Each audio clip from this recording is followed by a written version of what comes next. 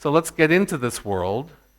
And I want to introduce to you Vincent Rosso. Vincent co-founded the Spanish division of a business called BlaBlaCar. Any BlaBlaCar users? Just curious. Yes, we have some of your fans.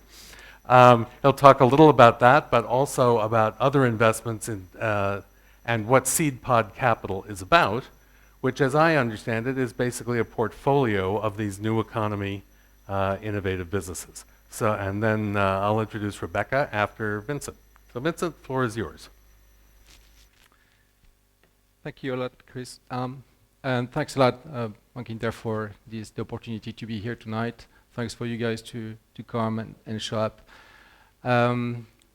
Well, if we had to actually define or describe what is actually mankind intelligence, I will be maybe through the ability we have to create new tools. This is something we've been doing for thousands of years, and we are really good at it. Basically, we know how to create new tools that makes our life much easier. And the thing is, like, during all those times, we have been using new technology, new tools, innovation as well, pushing ahead existing models, the limits or the boundaries of existing tools that we were actually using.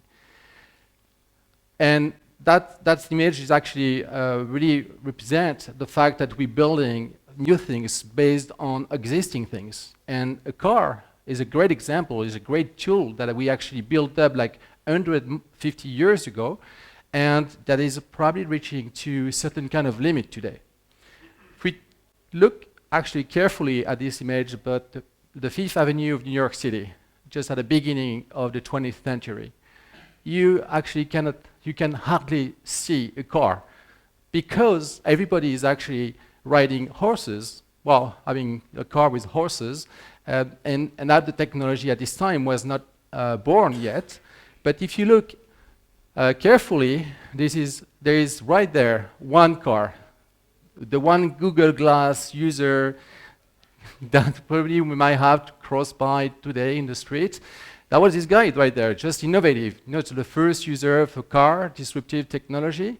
And what amazed me, really, when you look after that same avenue, about 15 years later, basically, you don't see any horses anymore, all right? And because the car technology won the battle of mobility over the horses, we won it because the car was actually, or is actually, a great tool that makes our life easier. And the bottom line of making our life easier here is because it gives us access to knowledge. Knowledge of resources that we were sharing together, we are sharing together inside big cities, mainly, you know. But if you look carefully at that page too, you can see a horse still there, because I like the idea, the romantic idea to actually ride a horse in New York City still today. So that's something really nice, but it illustrates how fast we have been able to handle a new tool, which is the car. But 100 years later, we came up with the limit of a tool. Not the tool itself, the usage we're making out of this tool. It doesn't make sense in Sao Paulo to have that image. It doesn't make sense, and please raise your hand, people that are actually thinking that it is crazy to lose time in traffic jams. You know, how many people think it is crazy? You know, it's like, doesn't make sense as a society. We're losing millions of hours every day just because we don't know how to make something much smarter than that, you know? So basically, we have been really focused in trying to make the tool much efficient, nicer, the tool driving faster, cleaner, or even making our life much easier and being more happy for that, no? Having 1, 2, or 3 cars per family. When a car is designed for a family, it was designed for a family of 4, and we use it 1 person per car.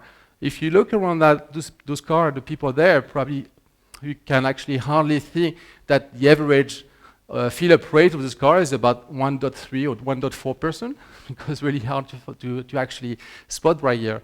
But basically, this is it. we're using the car from an individual purpose, not from the initial purpose to move around families. So basically the point is like we have been designing well, but we are using it from a wrong way, okay? And now I'd like you guys to take a look carefully at that image, because that actually surprised me a lot. And this is another paradigm where we're jumping into right now.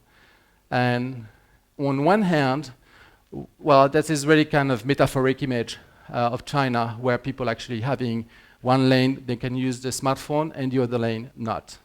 And when you look at that, really, from one hand, we designed and we made up smartphone that, by the way, the smartphone overcome in our life in absolutely more or less the same time that the car actually get into our life, in like less than 10 years.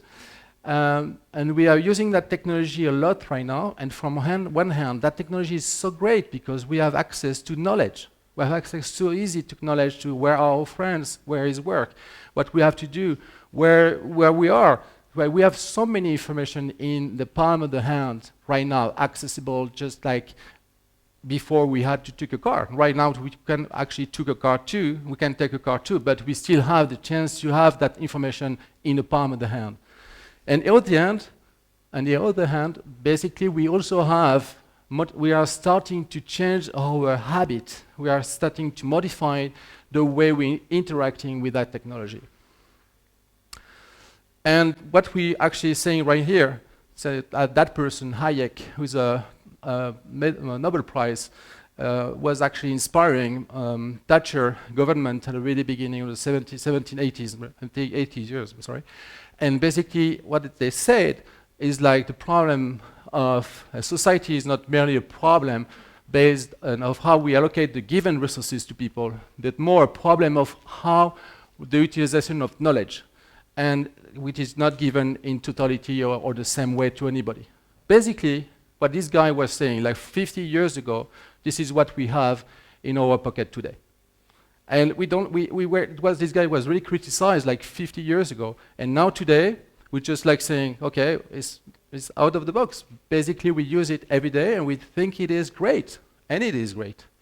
It gives us a lot of opportunity as well. And if you look about accessing data, accessing information, we shift behavior from that image to that image. But basically, we're shifting content to content. I mean, whatever is the support or the device you access to the content. There is no innovation, to a certain extent here, about the utilization of the technology. But when it comes to include technology in something where we didn't include technology before, we start to gather data, we start to gather things that we never knew before. In that case, a bicycle riding on a cell phone with GPS connected, we have information about, we have more information about geodata information about people driving a bike. Is it useful? I don't know yet. But it is a new data we didn't have before. And the bottom line of my pitch today is that the technology today is getting to a mature point. The mature point where we have access to many new data that we can actually leverage to actually build new things. We are reaching to not any shift of technology, because basically in the last five years we have almost the same kind of technology right now, even if it's still improving, but we're shifting the way we interact with that information. We are shifting the paradigm of how to use those new data. And if we take a look about a concept I really like to pop up, more than a sharing economy, is a community as a service. As how can the community, how can together sharing data individually, we can actually create common services that makes our life much easier. If we take some examples, a car that is actually here in Madrid, Car2Go, is a platform where you interact with a mobile through a mobile, and you access and you can unlock the car. But you can do the same thing here. Because you have a car, you can actually publish the availability of your car in a platform and actually rent that car to somebody who's in a community. that person doesn't have to buy a car, can actually rent a car from somebody else. Any stranger, any person that is actually collaborating in that community. Or whatever ways. How many Waze user here?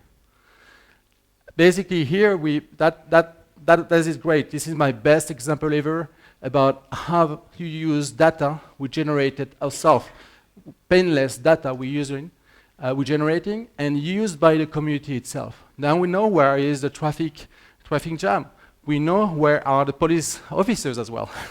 But basically we have more information and from the, putting all together a little bit of data, where we are, at what is our speed. Basically we can actually create a service, a global, a community service that everybody can actually benefit of.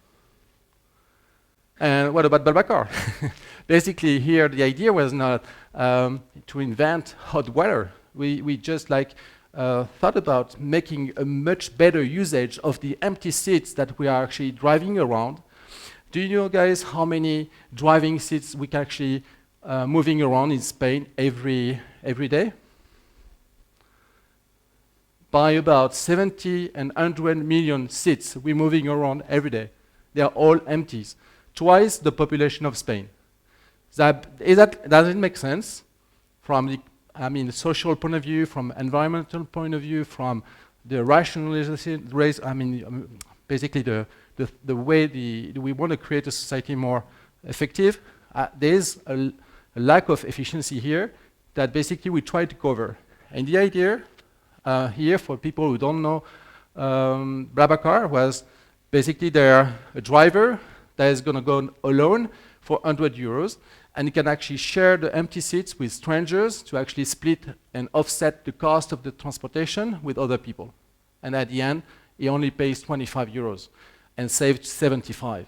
That was a great driver of the success of BlaBlaCar across Europe, because we actually mixed new data, social network information, and marketplace information, bringing them together in a simple device.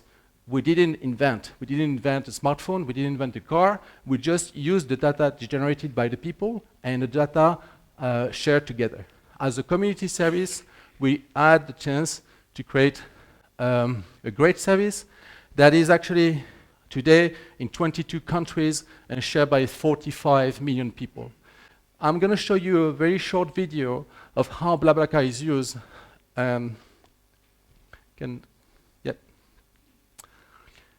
Short video how BlaBlaCar is used, and every blue point is a car. If the video works, always doesn't. Always something we need to improve the video. Well, basically that's the video. If it works, it's going to show you how BlaBlaCar actually, as a community service, makes sense. And makes sense not only because I'm going to solve my economics and I'm going to save a lot of money right now, but as a society, we have been more effective in trying to optimize the trips that people will actually do empty and trying to share the trips with others that need to go to the same destination. Doing this together and starting from very far in many years, we need to build that community. That community, and I forgot to say that, but it's very important, the community of trust. The trust was really is the fuel. This is the gasoline. This is how you create a community of a service. This is how the sharing economy is actually backing up all the new models we know today. Because it is known, and we made in surveys, that technology provides more trust to people than their neighbors.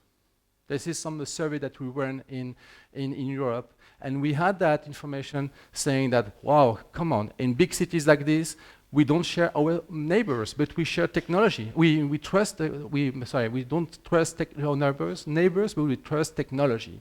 So that was the bottom line and the starting point of building the service that today we have gathered in BlaBlaCar. But at the end of the day, I think, and that was a great discovery of the service right here, is that for more technology we're putting in between ourselves doesn't mean we are more, let's say, I mean, more digitization means that doesn't mean we are not so far away from each other, because I see that putting more technology and data together, we had a chance to put people together that we never had done that trip together. So basically we were putting more social interaction into our society thanks to BlaBlaCar, thanks to the technology. Thank you.